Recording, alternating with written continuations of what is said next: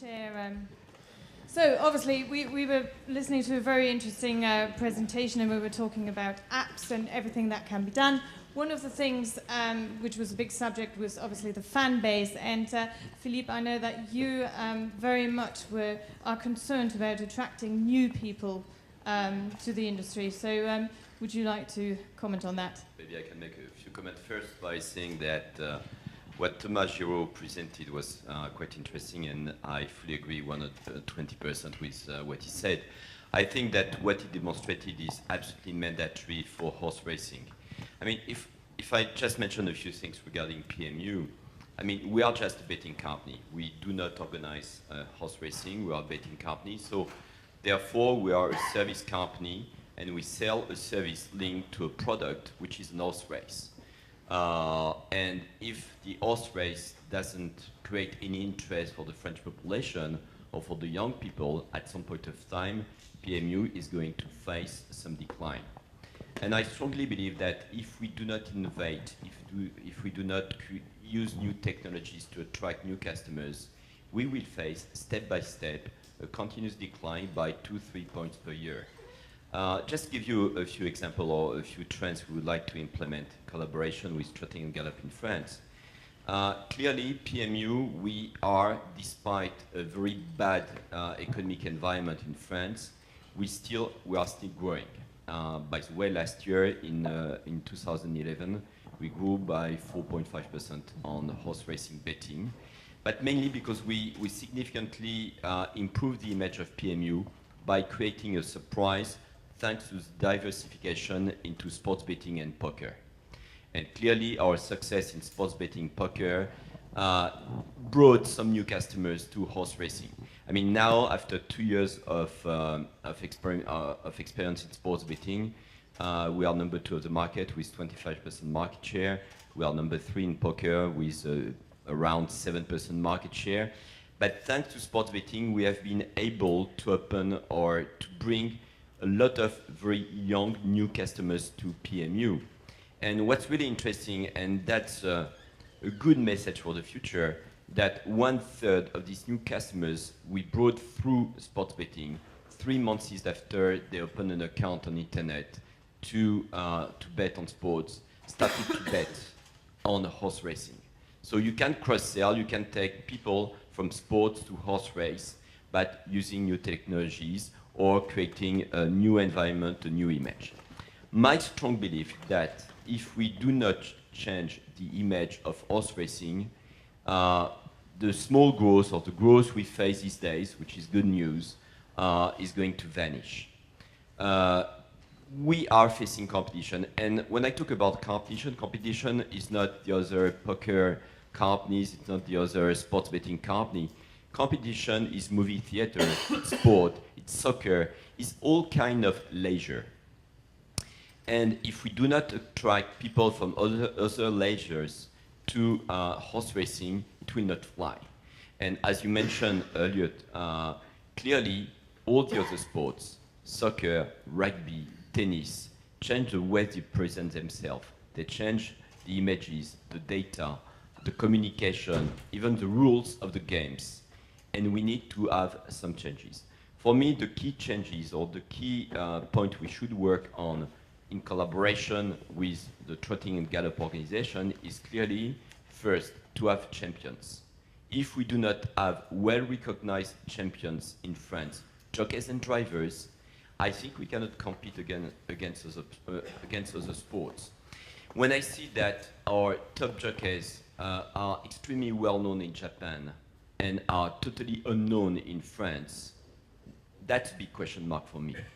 And these guys should be on TV shows, should comment their races, should talk like any other champion in other sports.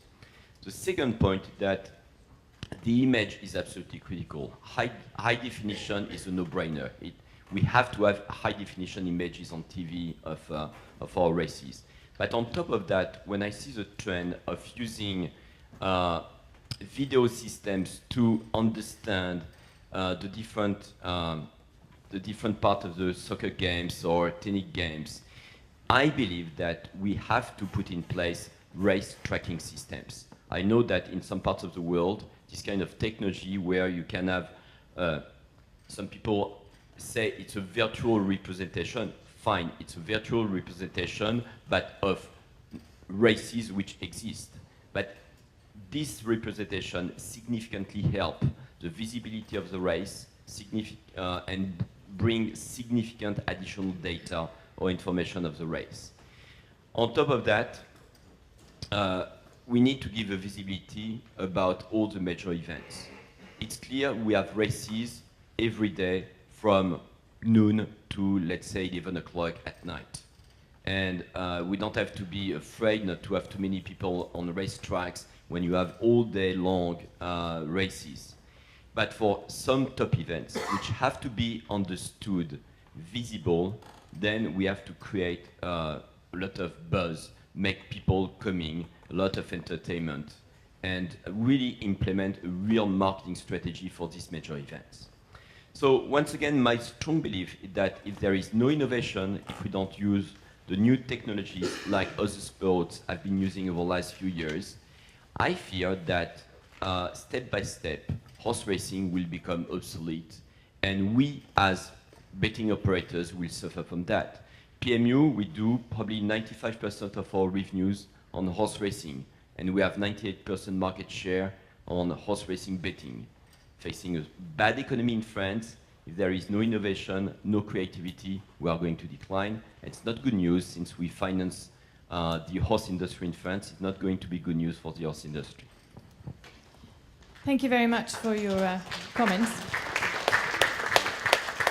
I have to say, I was myself, you were talking about champions, and we need champions, and one of the things I was a little bit surprised of is that, for instance, in England at the moment with Kipco, we've got Frankie Dettori and on all the photos and trying to, promote it.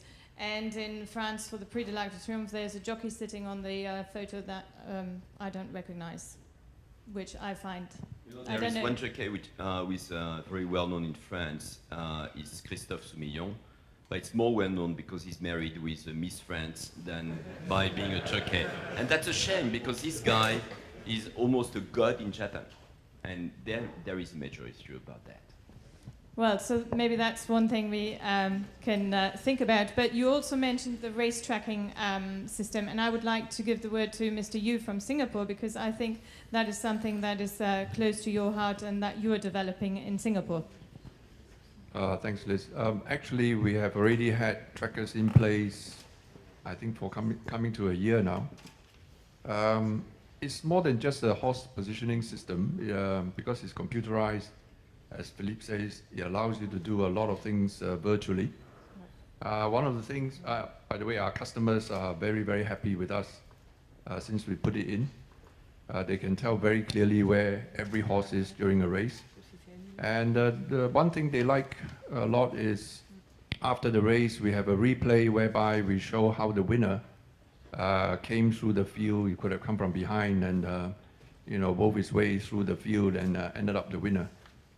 So that's something that, in our experience, the customers really love. So maybe we can develop an app like Thomas showed us earlier on with the football, where there was a corner with go, and we could develop an app where spectators could guess where the horse is going to come from, or which, is he going to go on the inside or outside? I don't know. Yeah, why not? Since it's computerized, you can practically write any programs to do anything with it. Right. Any questions from the floor? Is anyone who's developed a similar program, or is someone developing something? What are your ideas? Nope, there's a microphone somewhere there. Don't be shy. No, nothing to say? Well, right. We might come back to that later on. We were also talking about, bringing together several sports, and I think, Rian, you have a view about tote pool of bringing sports together. What's your view on that? Yes, I think we agree very much with what Philippe says, that we compete for the leisure euro with all other forms of leisure activity. I think in horse racing we suffer from the setback that Certainly in South Africa and in many other jurisdictions, I believe notably Singapore still, persons younger than 18 are not admitted on course. So you effectively are competing against other sports and other forms of leisure where the first 18 years of a person's life is a black box for him unless he watches it on television. And that's a massive setback. So what we've done in South Africa is we're actually using betting on other sports to attract people, like Philippe says, and I find his statistic of having people cross-betting into horse racing within 3 months. I find that very interesting. But we launched Pari Mutuel soccer pools some 5-6 years ago.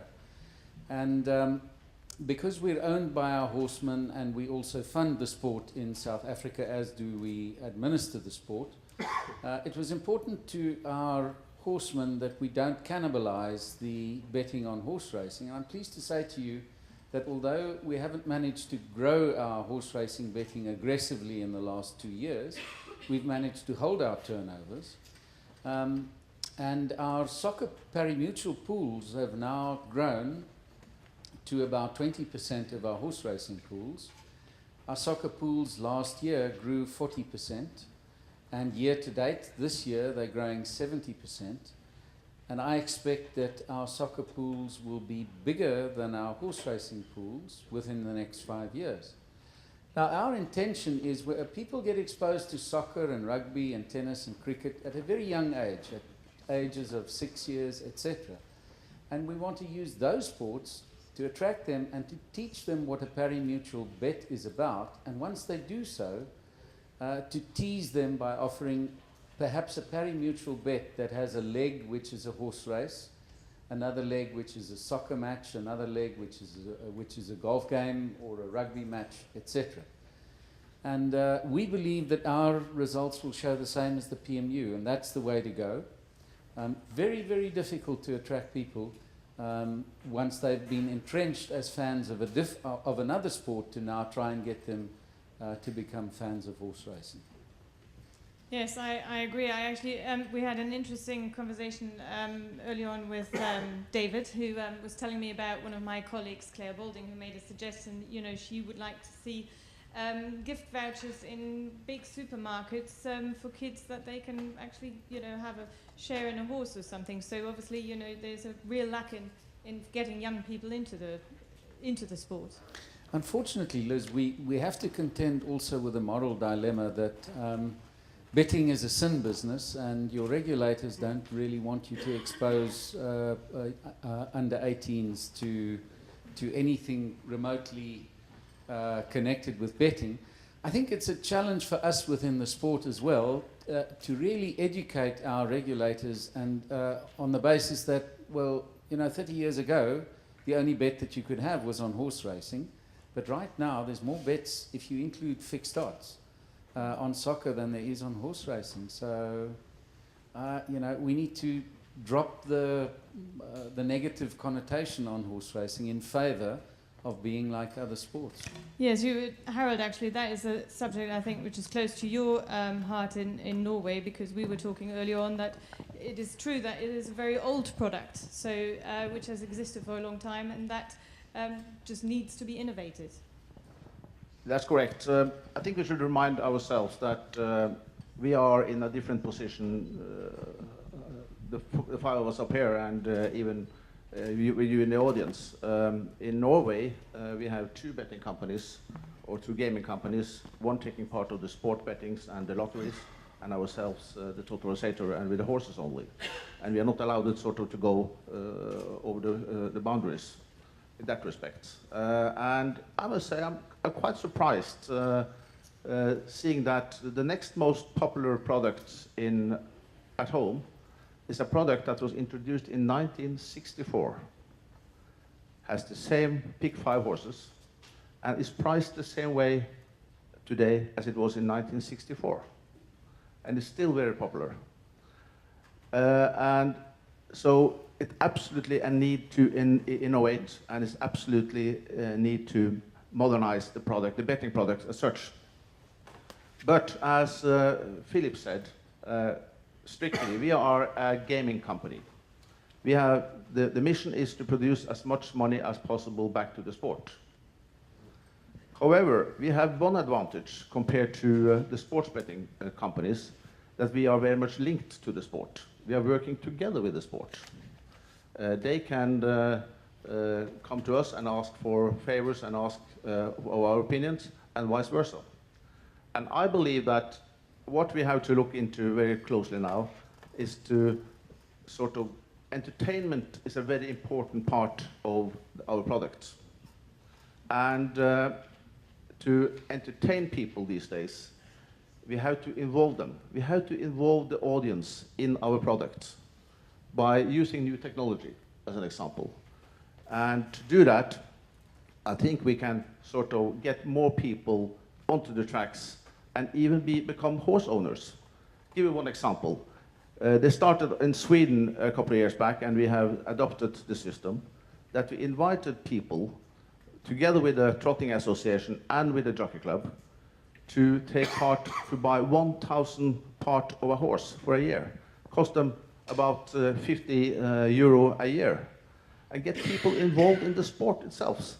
Then they get involved in the betting business as well. So we have to sort of find new solutions to get people involved, both the sport and the betting business. Yes, absolutely. And you also mentioned one word, and I'm going to address myself to Jean-Luc, because we were talking about the lottery as well. And you're in quite a unique position because you're head of the lottery and PMU. Yes, well, my point of view, my perspective is a bit different. But I more or less agree with everything that has been said and presented this morning and this afternoon. Maybe I've got a different point of view. If I'm considering the offer that my company has on the market, it's very wide. We have lottery products, local, international, Euro Millions. We have more than 30 scratch tickets, VLTs, sports betting, PMU, 5 minutes Keno. We've got an offer, a range of product that if I would have been able to offer it on the market 10, 15 years ago, I would have been a king. I would have had maybe 25, 30, 50% growth year to year. What's the reason why nowadays, despite this huge offering we have on the market, we suffer and we are slowly decreasing? Because we are considering ourselves not only in competition with the other gaming industries, casinos, the internet websites, etc., but with the entertainment as such, leisure and entertainment business. And in the meantime, between, let's say, the mid-90s and nowadays, the offer of entertainment that is available to the younger generation has exploded. It really exploded. If I consider myself, I'm not that old, let's say 25 years ago, if I would have had 50 bucks in my pocket, I would have had the choice between going to cinema, to a bar, maybe play the PMU or the lottery, and what else? Watch TV on my couch, but only with 3 or 4 channels. Nowadays, it's completely different. And the younger generation, they consider that they are still having the same amount of money in their pocket, but with a huge offer. So we have really to develop our offering, considering that we have to bring them much more entertainment and excitement than we used to do in the past. Let's consider that with Euro Millions, we are able to generate twice a week a minimum jackpot guarantee of 15 million euro. And it's going up to 150 several times a year. No excitement anymore. People are getting tired with the lottery companies offering them 100 million euro several times a year. There's no excitement out of that. So this is something we really must consider, that we have to do something that is not an evolution of our offering, coming back to the PMU, but a revolution. But having said that, and that would be my last word, we also have to remember that we are in a strongly regulated environment. If I'm considering, again, my own case, in Switzerland. Switzerland is not a member of the European Union. I don't know from that perspective whether it's an advantage or an inconvenience, but it's the case. If I would say my regulator, okay, I need to further develop my business. I've got these and these and these ideas. I want to develop that and that and that. I have a fancy application on iPads to attract younger generation to sports betting and horse racing. I would be very lucky if I would still be in my chair at the end of the day. And they would for sure say, no, no, are you crazy? Are you crazy? What about responsible gaming? What about the impact on the society, the younger generation? Whether they're right or wrong, whether these new features would have an influence on the players, they don't know, they don't care, but for sure they would be really frightened, and the first reaction would be no, absolutely. And then this is something we really have to consider, take into consideration, that not like the sports business, where they are in a free environment, we are in a strongly regulated, and not everything is possible to do. Yes, I think the word regulator is going to be a little bit of a boo word in this industry, but it's a difficult subject. It's one that needs addressing. Although not today, I'd rather try and look even further into the future. Philippe, you were nodding a couple of times when Jean-Luc was speaking. If I say to you, okay, I understand all the issues. We need to innovate. We need the technology to catch up. Where do you see yourself in, let's say, 2015? Well, I would love to see horse racing being highly fashionable and everybody really enthusiastic. Once again, I'm not pessimistic, because my belief is that a horse race, if you bet on a horse race, and I take the example of betting on an iPad, you have a sequence of 5 minutes, you bet, you see a race, and you know if you won or not. And it's very short, and it's exactly in line with the kind of timing people have in mind more and more. And my belief is that if we do an extremely good work on image, on data, on race tracking system, in changing the communication, in transforming jockeys into champions, we can do something which will be extremely strong. I think that I'm not saying that if we have to get rid of the tradition of horse racing and change everything. We need to keep a few things, but we need to transform. It's quite urgent, because I really fear, and once again, I'm very optimistic and very development-minded, but I really fear that if we do not change a few things very soon, we will enter into a vicious circle, vicious financial circle, which will accelerate because of the economic crisis, where there will be a decline of horse racing bets, facing the decline of revenues for the horse industry, and step by step, less horses, less races, and so on. So it's kind of wake-up call now. It's to say we need to change a few things. If we implement new images, new messages, really have a marketing segmentation.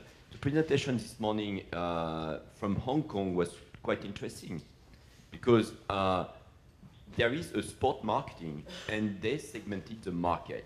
They segmented their product for Hong Kong. We should do the same in every single country.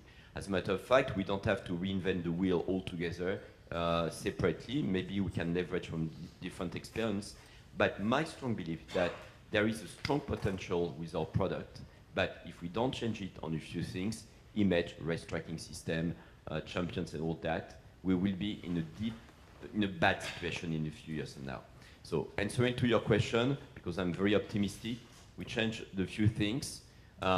We try to move faster than other sports, and my belief that we can attract the young generation.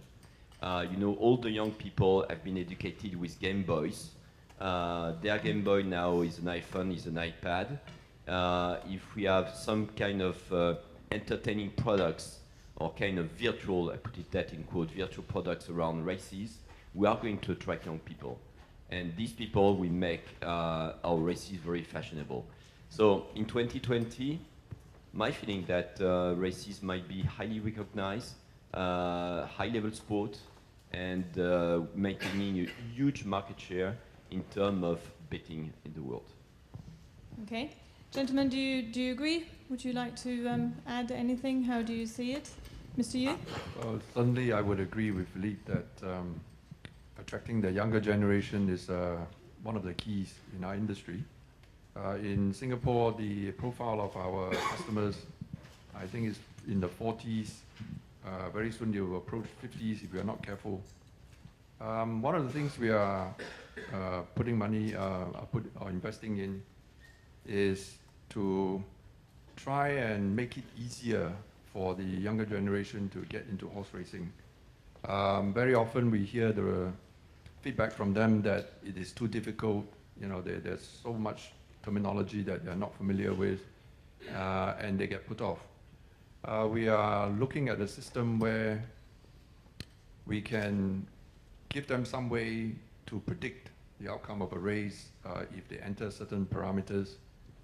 For example, you know, if you want to take into account the jockey or the horse performance or trainer and so on, and if you can enter that into a system, very, very simple parameters is may or may not get you the right answer, but at least it gives them a way to start off by saying that, okay, if I take into account these few factors, if it tells me horse number 5 is likely to win the race, at least they're going to give it a try.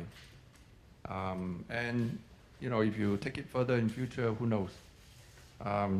You already have Siri on the handphone. If we can put it onto iPhone in future, maybe you will just ask your phone, you know, which horse is the best on soft going, given, you know, I like jockey so and so, and so and so and so and so, and maybe the phone will tell you, you know, which horse is likely to win. Those are some of the things that we are working on in Singapore.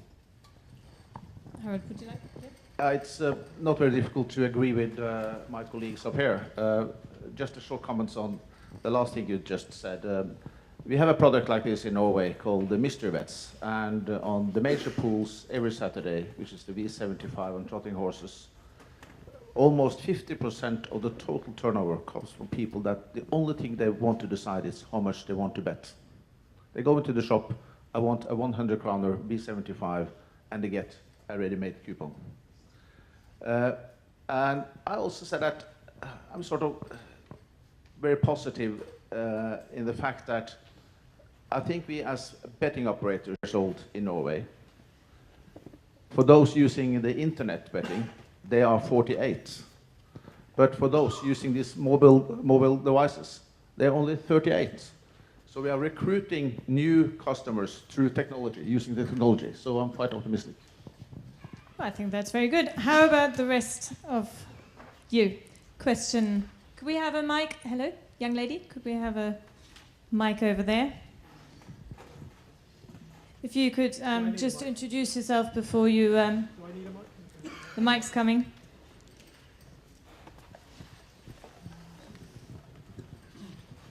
Thank you. Richard Fitzgerald, Racecourse Media Group in the UK. We're talking about innovation in horse racing. One of the key things that I would use the argument potentially stalling is international commingling. Clearly, as a pari-mutuel bet, it has advantages. Why is that? I see a little bit of a silo, concern that maybe even needs more legislation at a top level. Could the panel give us an insight into the innovation over the next few years? Because an awful lot of people here rely on it, and I think for me, has a very big opportunity for horse racing, global horse racing. So if anybody wants to... Who would like to answer that? Rian, would you like to? Yeah. Yes, for my sins.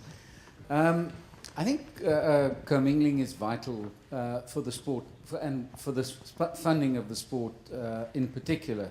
I came into the sport from the IT business like Philippe 4 years ago, and I was horrified to find out how different our bet types and our rules were. You know, I was in the business for 3 years before I found out that not even the win and place bet is standard across the globe.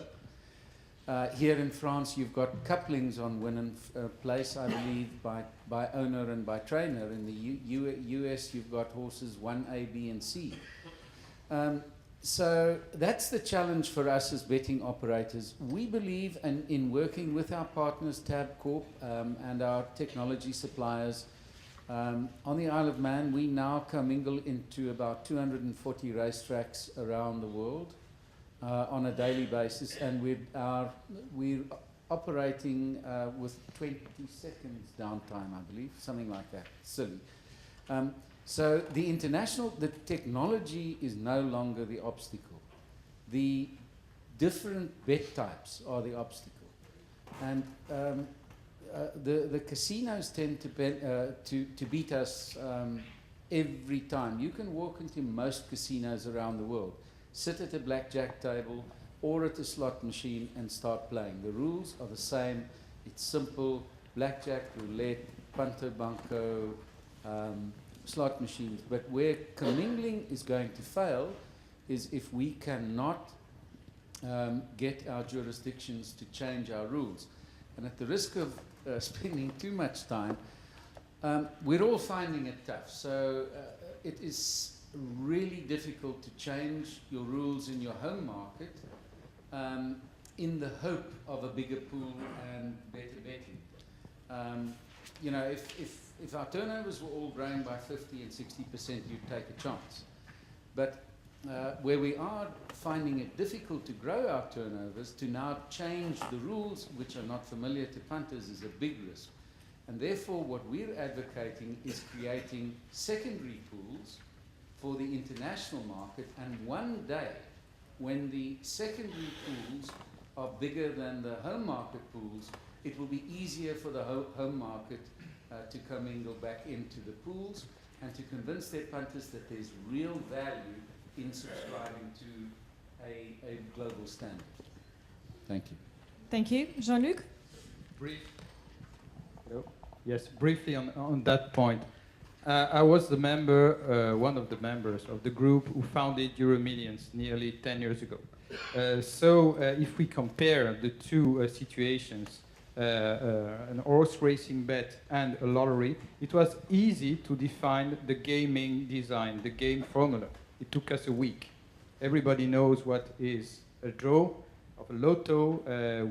It's simple, it's mathematic to define what is the grid that we should adopt. It took us much more time to find a financial agreement, to find a way to work with 3 different currencies, etc., etc. So, but having said that, even though if we would find a solution to harmonize somehow the regulations, and it is a need, and this will take time, because again, it's very different from the lottery. We have to create the excitement about the event. It's not only creating a big pool that will attract the players.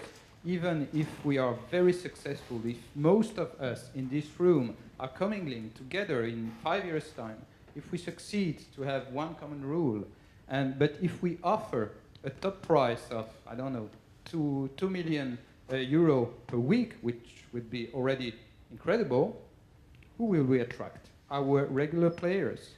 The other players will not be interested at all when at the same time they will have their national lottos, their EuroMillions, etc. We must bring something else together with the project. And what we must bring the customers is the excitement, is the entertainment, we have to make horses stars. We have really to have jockeys that are top stars. We have to create a lot of excitements for the younger generation to be interested in our common pool, whatever the top price will be. The issue is not there. Just one comment. I 100% agree with what you both said. On top of that, I can say from our experience in France, there is no constraint for the French punters to bet on foreign races. It does work. So on top of that, if you do that marketing of races for the top events, then we can bring some additional punters. But once again, there is no constraint for a local punter to bet on some of the country's events. And it does work with about the same productivity as on a French race. Thank you very much. Do we have any more comments or questions? Greg, want to take the mic? If you could just introduce yourself. Yeah, sure. Thanks, Liz.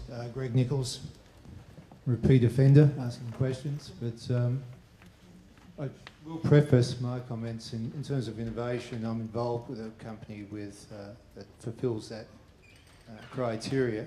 And anyone who attended the Asian conference in Istanbul in July would have been transfixed with Longitude's presentation. Outside of that, I'm interested to hear the comments about commingling, and I don't disagree with your assessment of commingling. I had 25 years of involvement at the highest level of racing administration and 5 years as an executive director and non-exec director of a betting exchange. So I think I'm well qualified to comment, but commingling in itself is not the answer, because essentially you're still dressing up a product to the same constituent that exists at the moment. It's not attracting a new customer. And I think Thomas's presentation was fascinating, and I certainly agree with every aspect of it. The only concern I have with it is the superficiality of young people nowadays is, will they remain transfixed to racing if we do adopt all the initiatives that Thomas identified? I would hope so, because I think racing's in my blood. I've owned and raced horses for 30 years. But it gets back to the point of commingling. Is there in itself it's not the answer, but it certainly is a step forward. But innovation to me in horse racing, people get confused with the concept of innovation. They think that introducing a new bet type is innovation. That's repackaging of a product. Innovation is about the things that Thomas elucidated earlier. It's about the product that I'm involved with now. It's about the product that's, and I've got to also mention another conflict in that I help Barry Weisbord and Trackers in Australia and the Trackers system. That's what innovation is. Innovation is not dressing up an old product. And I'd like to hear Philippe and all the other esteemed speakers as to why they think that in itself is going to transfix a sport that I've seen lose its popularity in terms of sports betting is surpassing it, particularly from my experiences in the exchange world. Thank you very much. Gentlemen, who would like to? Philippe? I can answer. We are back to the point that betting on races will be successful only if races are popular, and marketing effort, a significant marketing effort has to be done in terms of presenting the races and having back the races being fashionable and not old-fashioned. And once again, we see that. I mean, just give you an example. The average age of our customers on horse betting was, before we diversified our activities in sports and poker, was 49. The fact that we diversified into sports and poker, we decreased the average age by 9. And my fear, looking forward 20 years from now, I mean, back to your question about 2020, if we don't attract young people, I mean, our customers will die or will become Alzheimer and will not bet anymore. So we need to find new customers. And back to your point, innovation is not just commingling with some other players. It's probably inventing new bets. But it's not very easy to invent new bets. And by the way, it's not always very easy to get the agreement of the horse organization to have new kind of bets, because there is some kind of tradition. I respect, but sometimes you have to have a good balance between innovation and tradition. But we have to fit the culture of young people. And race tracking system, and without naming trackers is one of the examples, fits exactly the form factor that young people like, iPhone, Androids, or whatever, Galaxy or iPad. And we need to innovate, we need to create surprises. And back to your example regarding rugby, 15 years ago, rugby was becoming old-fashioned, obsolete, facing tennis and soccer. They, in France, reinvented, maybe like in some other countries. I'm not saying that France was the only country to reinvent rugby, but they changed the rule, they changed the way they present the games, and there was a couple of clubs which were extremely innovative. We need to do that. We need to create a surprise, a big surprise, unless everybody will feel asleep or will die. Yes, please. So briefly, because I have first to apologize. I will be leaving the stage before the end of the panel to go to the airport. So its final statement, brief. I'm not sure that this will reassure you, but 1 month ago, we had our biannual WLA, World Lottery Association meeting in Montreal, 200 lotteries from everywhere in the world, 1,600 delegates, and all the discussions, all the presentations, all the panels we had were around the same topics that we are discussing today. How we can innovate, how we can attract younger generations to our gaming industry. So in my opinion, finally, the problem we are facing in the PMU horse racing industry is not only ours, but the challenge of the whole gaming industry. The casinos are not in this room, but if they would be there, they would have the same preoccupations, the same problems, how to attract younger generations. It's maybe the whole sector of the game of chance that is impacted by the new behaviors, not only of the younger generations, but also of us, the 40 and 50 years old people. So I think that altogether we have to reinvent ourselves. And to come back to my short presentation this morning, I think that we have a lot to do together, the lotteries and the PMU industries. Depending on the countries, there are solutions that can be found to leverage our effort and try to find cross-selling solutions to together try to find solutions to address our public with new products. Thank you. Thank you very much. And that's all right. Have a good trip back.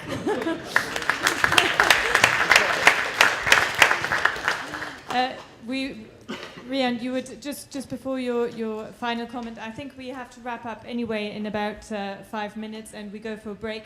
So maybe, Rian, if we give you the final word here as a panelist. Not my intention. Just a final comment on Greg's question on commingling. Commingling is not the end itself. Commingling contributes to a whole host of things. Commingling without simulcasting is a horse running with only one leg. Simulcasting, we have a particular situation in South Africa where, having competed for the best races in South Africa, we pretty much lose our 3-year-olds to Dubai, Singapore, Hong Kong, and all of the other, France less so, but some to the UK. So our heroes leave South Africa. And following Philippe's argument, for us to keep the contact with our heroes, our horses, and our jockeys, we want to show races, but some of these races happen in the middle of the night. And you cannot offer a Pari Mutuel pool if it's happening in the middle of the night, because there's no other. And for commingling, therefore makes that bet possible. So it contributes, but is not the answer itself. Right. Thank you very much. Ladies and gentlemen, are you happy with that, or were there any very urgent questions? No? Right, I would like to thank my esteemed panelists for all their contributions today. It was very interesting. Thank you for listening and for asking questions.